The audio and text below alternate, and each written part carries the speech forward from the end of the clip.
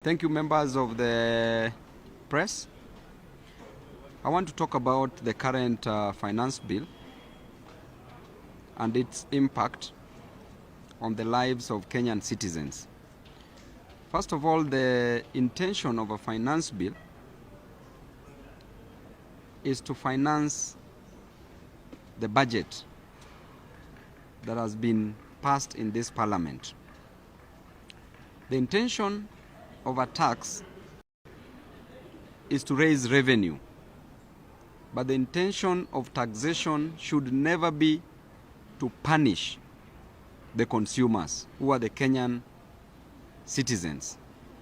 So therefore, the government, in its wisdom or lack of the same, by moving to impose certain taxes on Kenyans,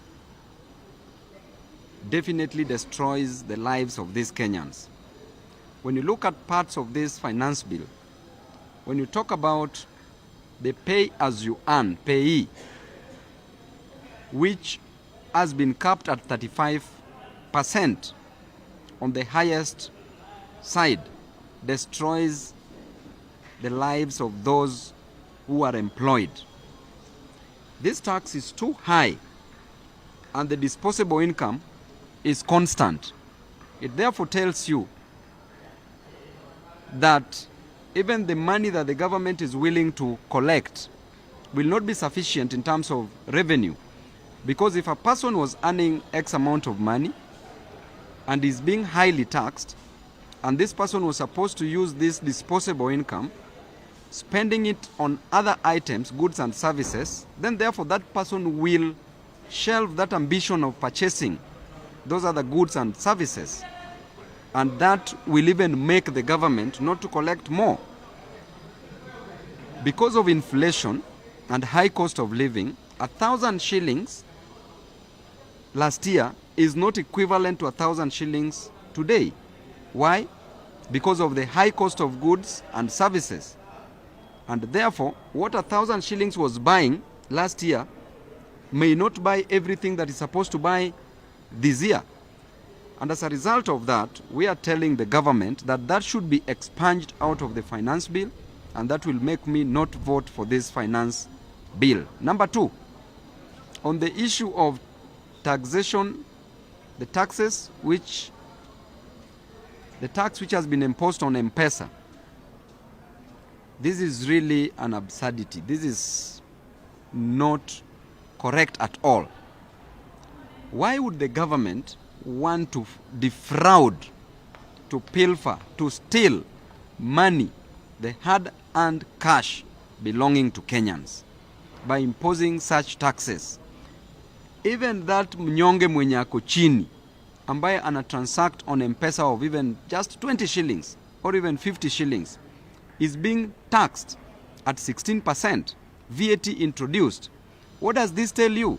Number one, this is going to kill businesses in this country because transactions are done via M-Pesa, and this is going to kill businesses. Number two, even if you are sending money meant for funerals, money meant for bills, hospital bills, or even school fees, and the government is already taking 16% of that money in addition to what they were taking before, what does that tell you about the current government and the regime that we have?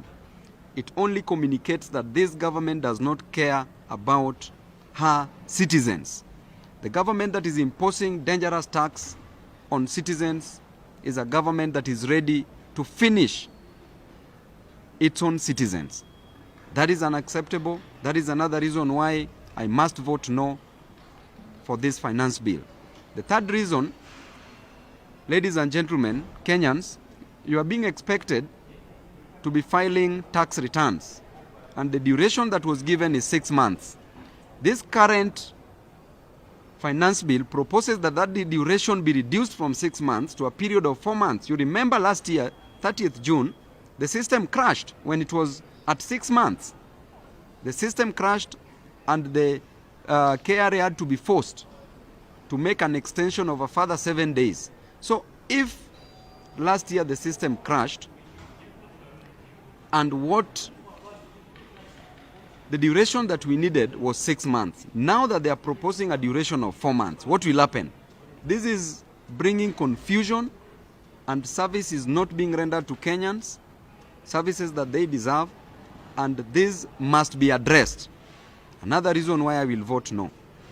Generally, I know that this system does not have the interest of Kenyans at heart, and therefore we need change. The change that is coming shall be provided by Linda Mwananchi. Any question? Ali mambo yake ni higi haga. Mambo yake ni krinkum krankam. Sawa.